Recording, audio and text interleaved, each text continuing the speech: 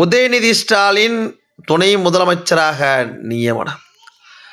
3லிருந்து 4ஆக உயரும் வன்னியர் அமைச்சர்களின் எண்ணிக்கை. ஜாமீனில் வெளிவந்த செந்தில் பாலாஜி மீண்டும் அமைச்சராக நியமனம். தமிழக அமைச்சரவையில் பெரும் மாற்றம்.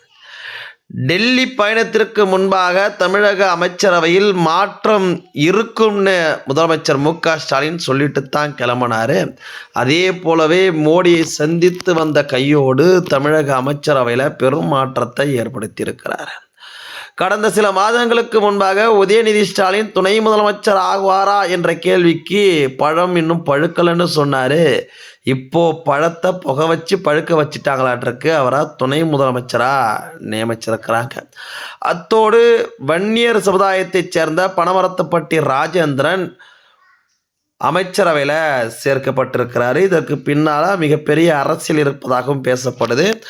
ஏனென்றால் கடந்த காலங்களில் பாட்டாளி மக்கள் கட்சியினுடைய தலைவர் அன்புமணி ராமதாஸ் அவர்கள் வன்னிய சமுதாயத்தைச் சேர்ந்த சட்டமன்ற உறுப்பினர்களுடைய எண்ணிக்கை 30க்கும் மேற்பட்டதாக இருக்குது. அதுவும் திமுகவில் 23 பேர் இருக்கிறாங்க. ஆனால் வெறும் 3 பேருக்கு மட்டும்தான் அமைச்சர் பதவி கொடுக்கப்பட்டிருக்கிறது என்று தொடர்ச்சியாக பேசி வந்தார்.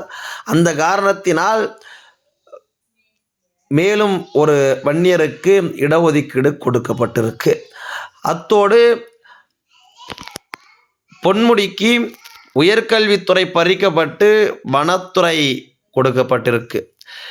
துரைமுருகனை மீண்டும் தொங்கல்ல விட்டிருக்கு திமுக.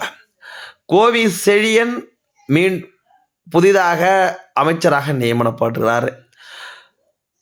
நாசர் பால்வளத்துறை அமைச்சராக இருந்த நாசர் கடந்த சில வருடங்களுக்கு முன்பாக அமைச்சரவையிலிருந்து நீக்கப்பட்டார். அவர் மீண்டும் அமைச்சரவையில் சேர்க்கப்பட்டிருக்கிறார். ஆனால் செஞ்சி மஸ்தான் அமைச்சரவையிலிருந்து நீக்கப்பட்டிருக்கிறார். இது மாதிரியான பல மாற்றங்கள் அமைச்சரவையில் நிகழ்ந்திருக்கு. நாளை உதயநிதி ஸ்டாலின் துணை முதலமைச்சராக பதவியேற்பார் என்கின்ற செய்தியும் வெளியாகியிருக்கு.